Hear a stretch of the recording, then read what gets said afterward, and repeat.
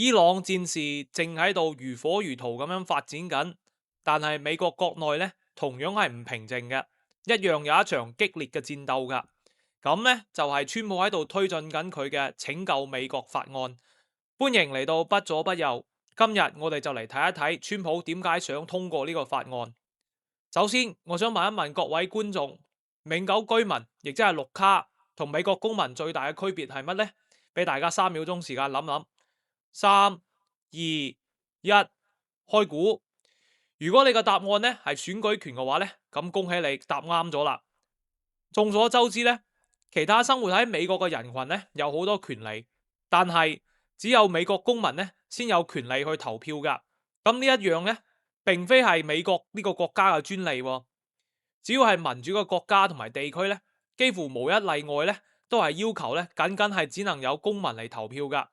其中一個例子呢，就係台灣，但係美國呢並冇身份證呢樣嘢噶，而且更加麻煩嘅就係呢，任何人只要佢可以註冊成為某一個州嘅選民嘅話呢，就可以喺全國性嘅各項選舉入邊投票噶，包括總統同埋國會選舉噶。但係呢，好多州，特別係南州嘅監管呢係非常之寬鬆噶。譬如講加州嘅任何人，只要喺網上嘅選民登記表上面呢，提供佢嘅駕照號碼、工卡號嘅最後4位，或者係加州獨有嘅 ID 呢，就可以註冊啦。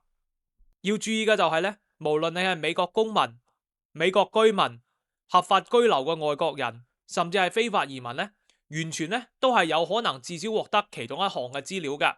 然後呢，喺申請表上面呢，佢有其中一個選項呢，就係要求寫明你係唔係美國公民嘅選項。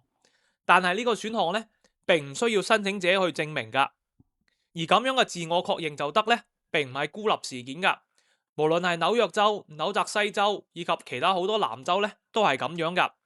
喺註冊選民嘅時候呢，並唔需要自我證明呢係公民，你只需要話呢喺呢個選項上面選我係公民就得噶啦。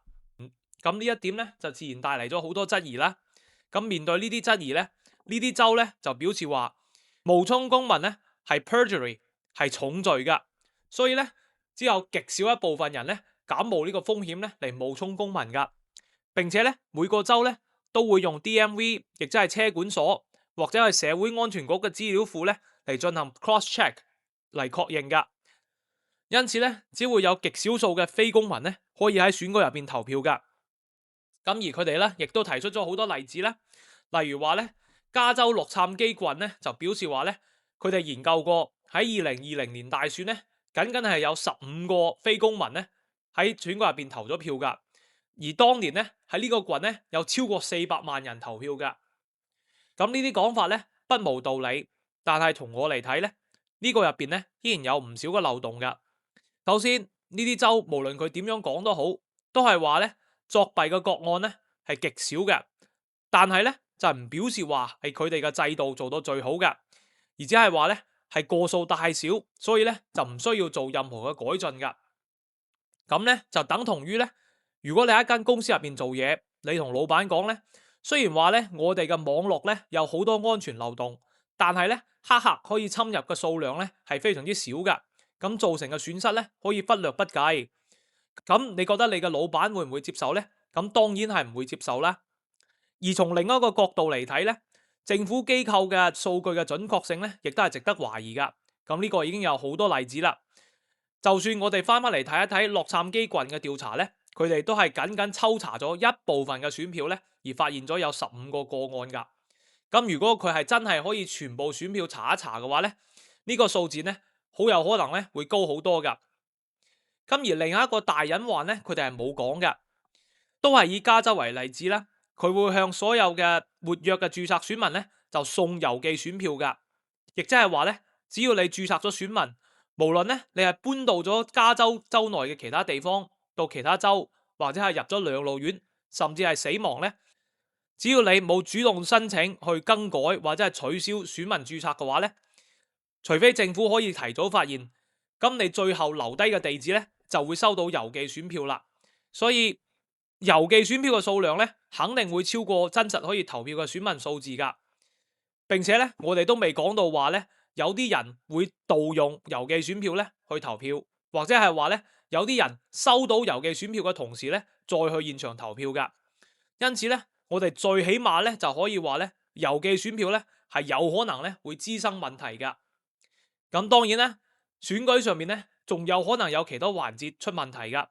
例如講，有人可以去養老院咧，去揾一大班老年人咧去投票，並且咧就勸說佢哋咧投俾某一個候選人啦，或者咧佢哋喺投票箱入邊咧可以大量咁樣投入選票咁等等噶。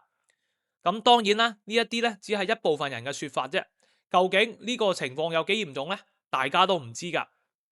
咁下面咧，我哋就嚟睇一睇川普嘅拯救美國法案。咁嘅核心內容咧就包括3點噶。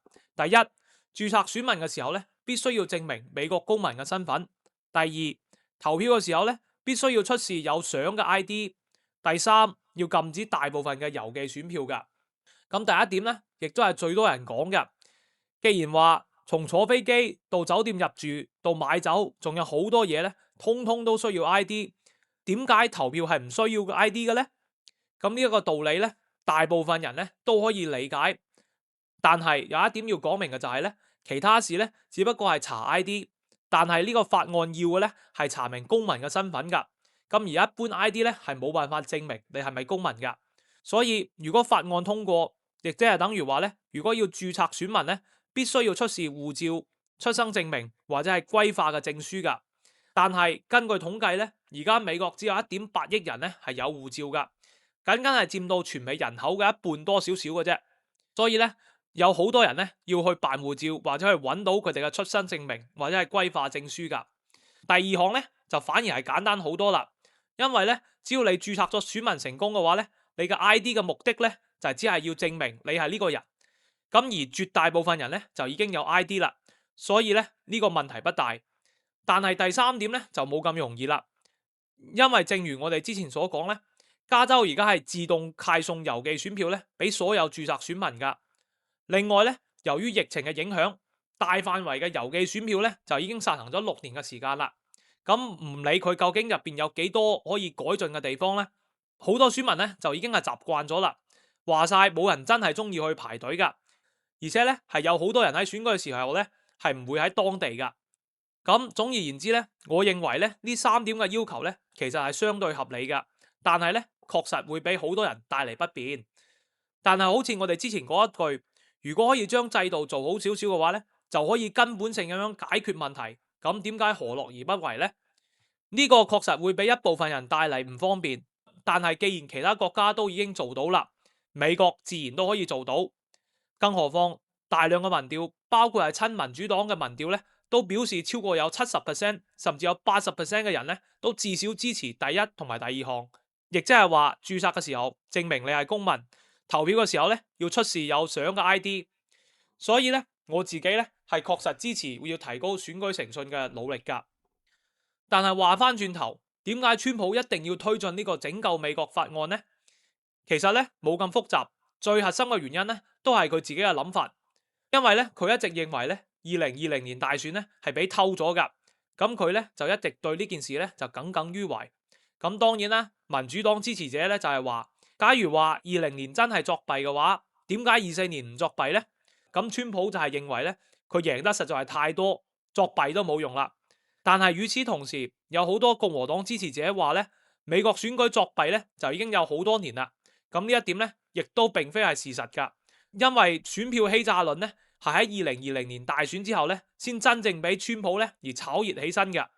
咁當然啦，川普自然有佢自己嘅政治目的㗎。佢嘅目的主要就係話咧，大規模取消郵寄選票之後咧，會大量壓制好多民主黨支持者嘅投票意願㗎。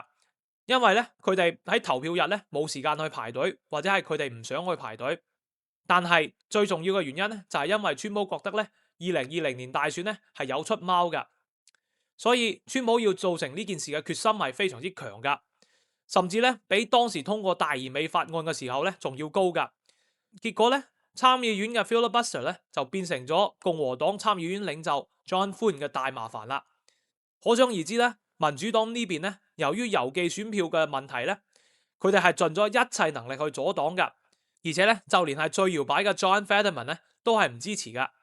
而家共和黨喺參議院咧只有53席，距離打破 filibuster 嘅60票咧，本來咧就有唔少距離，更加唔好講話，至少有一名共和黨人明確反對，亦即係阿拉斯加州嘅 Lisa Murkowski 咧係唔願意支持噶。所以咧 John Thune 手上咧就係攞住個熱煎堆噶。如果佢唔推行呢個法案咧，佢就要面臨共和黨內部嘅巨大壓力，佢咧就可能做唔成參議院嘅領袖啦。但係如果佢要推行呢個法案咧，佢就好有可能咧要廢除 filibuster， 咁呢一個阻力咧甚至係更大噶。咁川普、John Thune 同埋其他共和黨人仲有咩招呢？咁就請大家記得鎖定不左不右。咁我哋下一期咧再嚟分析一下呢個法案通過可能性有幾多啦。如果你中意咁樣嘅深入分析嘅話咧，就請點讚、訂閱、留言同埋分享啦。今日嘅節目時間就差唔多啦，多謝，下次再會。